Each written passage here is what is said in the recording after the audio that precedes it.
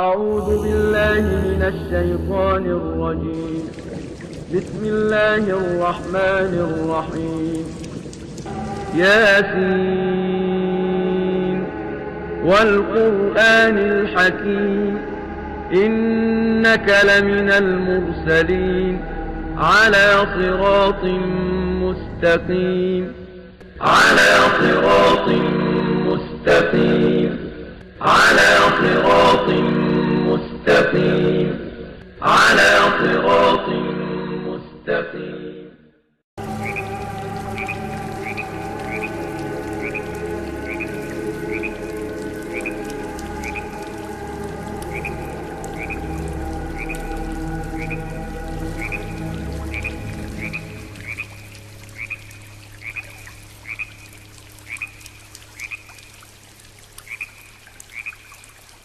الحمدللہ وکفیٰ والصلاۃ والسلام علی عبادہ الذین اصطفیٰ اما بعد. قرآن مجید کا 5واں پارہ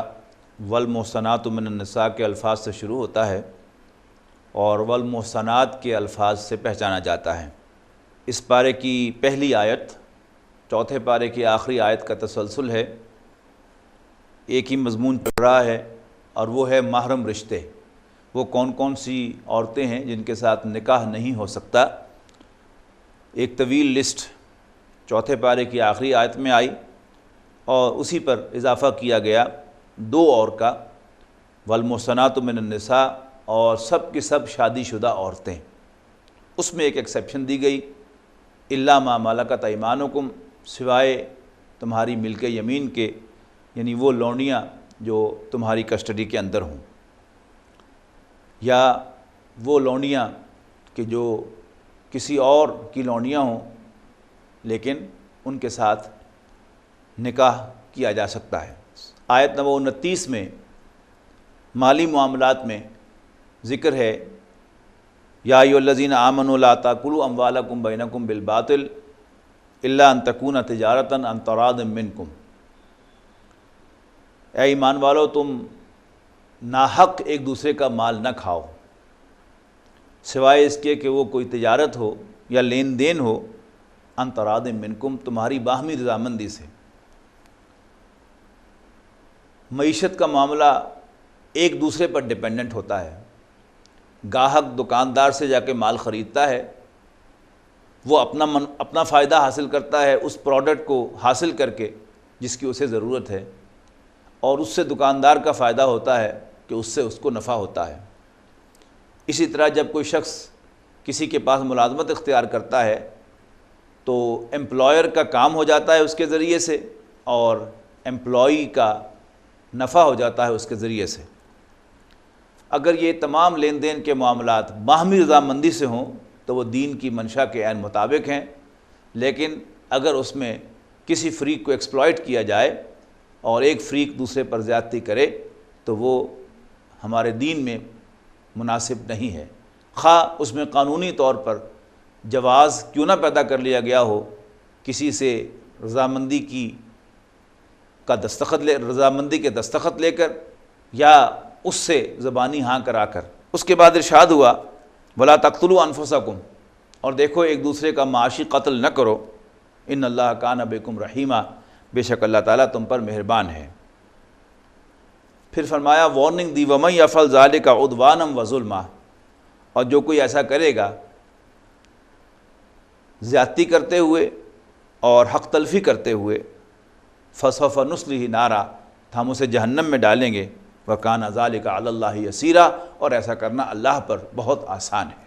اس کے بعد ایک اصولی بات کہی ولا تتمنوا بما فضل اللہ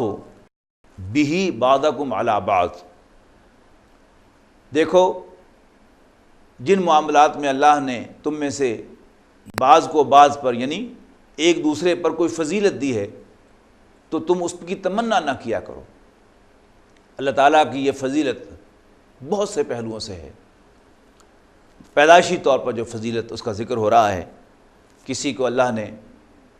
تندرست و توانا پیدا کیا ہے کسی کو نسبتاً کمزور پیدا کیا ہے کسی کو صاحب ثروت بنایا ہے تو کسی کو تنگ دست بھی بنایا ہے. اس سے بھی دنیا کا کاروبار چلتا ہے. اسی طرح اللہ تعالیٰ نے کسی کو حسین و جمیل پیدا کیا ہے تو کسی کو بدصورت بھی پیدا کیا ہے۔ اسی طرح ہم دیکھتے ہیں کہ کوئی پیدائشی طور پر کالی رنگت والا ہے اور کوئی پیدائشی طور پر گورا ہے،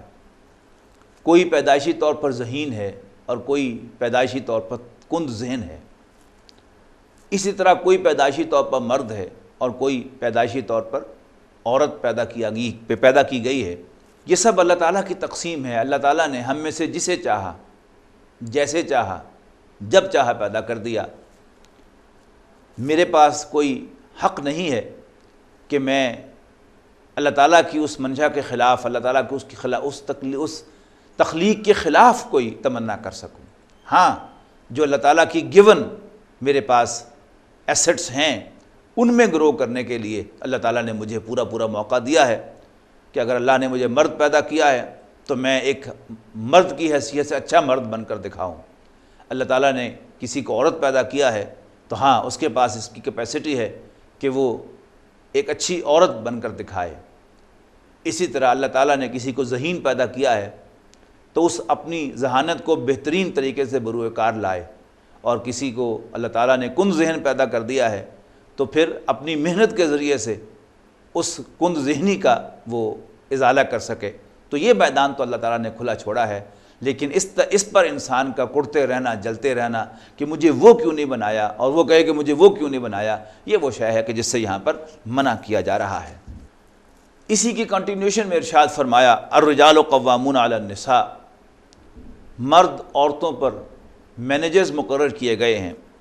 قام یقوم قومن کے معنی کھڑے ہونے کے ہیں، اور قوام کے معنی کھڑے رکھنے والا،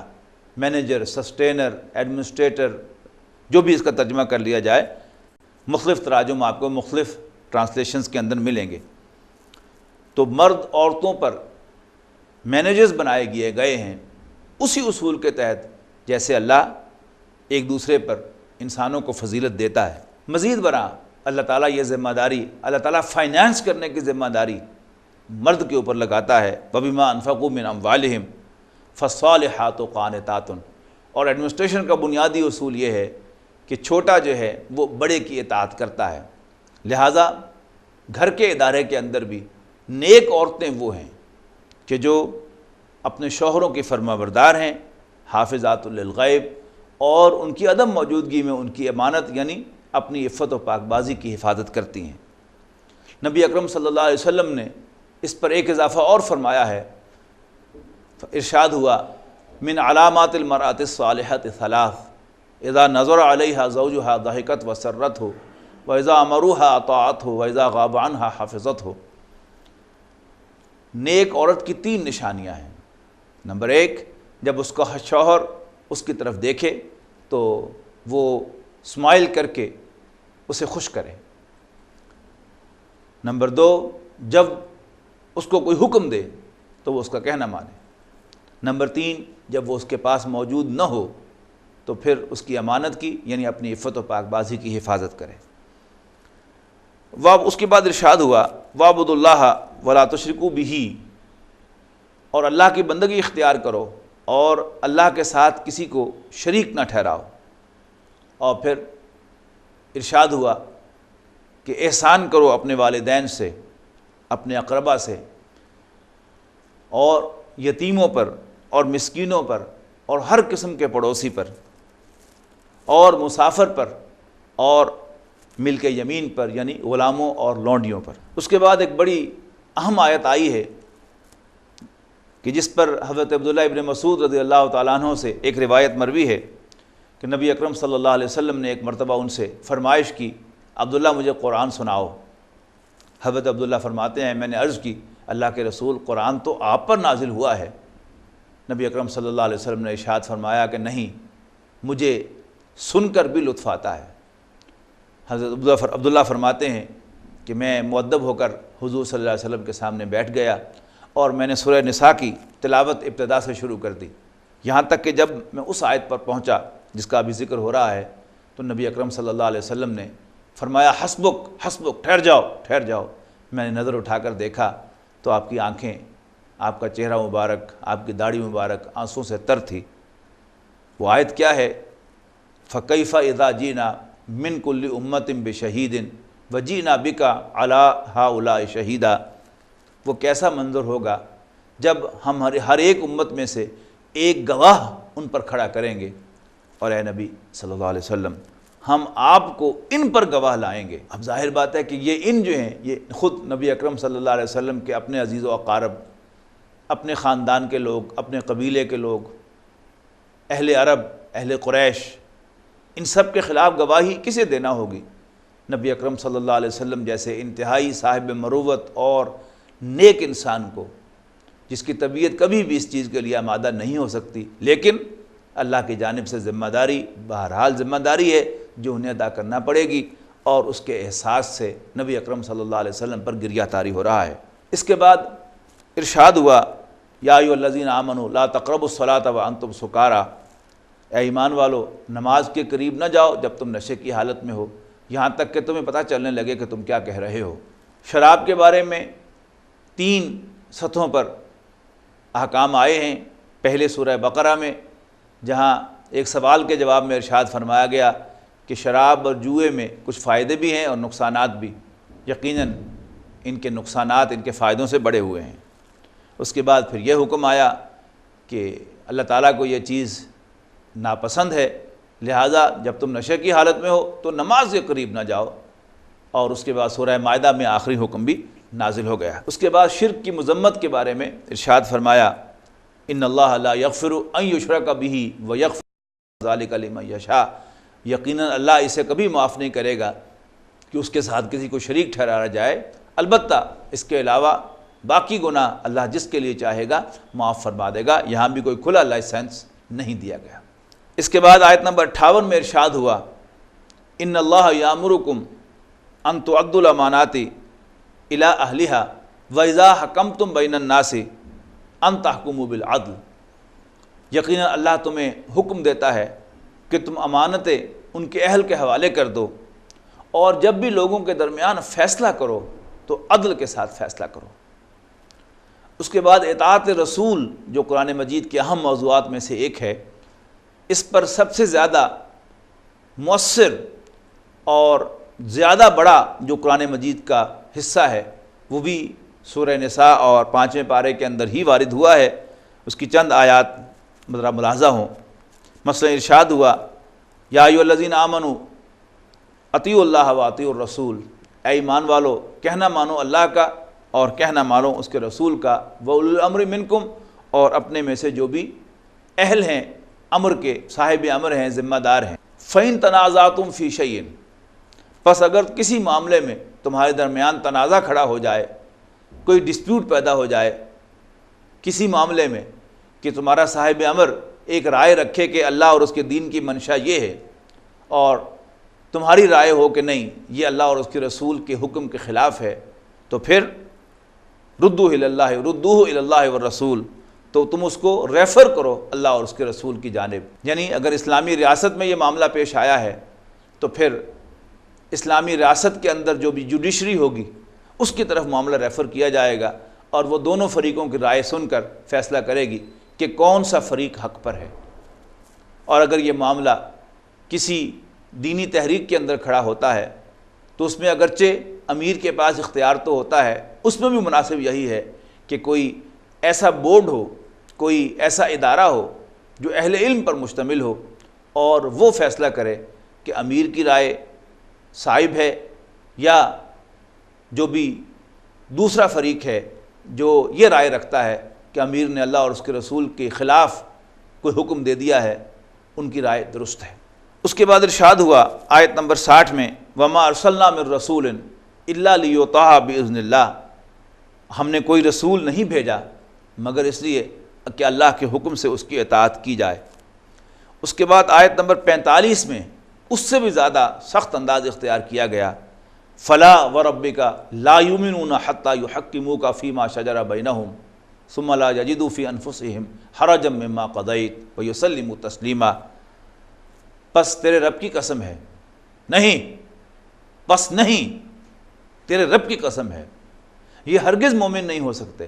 یہاں تک کہ اپنے تمام الجھے ہوئے معاملات میں یہ اے نبی آپ ہی کو فیصلہ کرنے والا نہ مان لیں، اور پھر آپ کے فیصلے پر اپنے دل میں کوئی تنگی محسوس نہ کریں اور سر تسلیم خم کر دیں۔ اللہ تعالیٰ کے رسول کی اطاعت اصل میں سب سے زیادہ بھاری تھی منافقین پر، اور جب بھی قیامت تک کسی تحریک کے اندر، کسی جماعت کے اندر نفاق کا مرض پیدا ہوگا تو وہ لوگ کہ جو اس مرض میں مبتلا ہوں گے،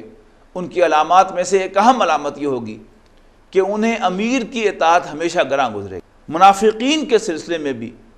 سخت ترین آیات آپ کو قرآن مجید کے اسی مقام پر ملیں گی، لیکن نفاق کے مضمون سے پہلے، منافقین کے اوصاف سے، منافقین کا مضمون بیان کرنے سے پہلے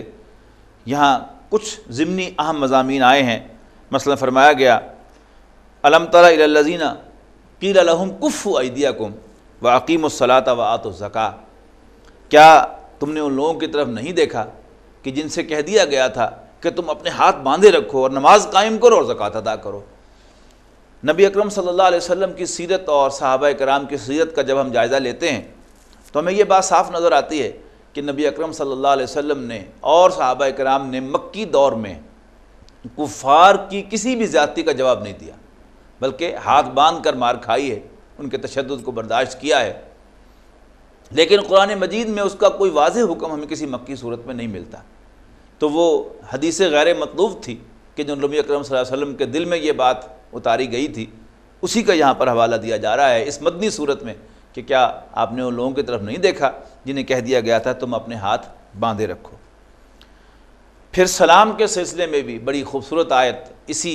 سپارے میں وارد ہوئی ہے وَإِذَا حُيِّيتُم بِتَحِيَّةٍ فَحَيُّوا بِأَحْسَنَ مِنْهَا أَوْ رُدُّوهَا، اور اگر تمہیں گریٹ کیا جائے، سلام کیا جائے تو تم اس سے بہتر جواب دو یا کم سے کم اس جیسا ہی لوٹا دو۔ اس کے بعد منافقین کا مضمون شروع ہوا۔ سب سے پہلے فرمایا فَمَا لَكُمْ فِي الْمُنَافِقِينَ فِئَتَيْنِ، مسلمانوں تمہیں کیا ہو گیا ہے کہ تم منافقوں کے بارے میں دو رائے رکھتے ہو، دو گروہوں میں تقسیم ہو گئے ہو۔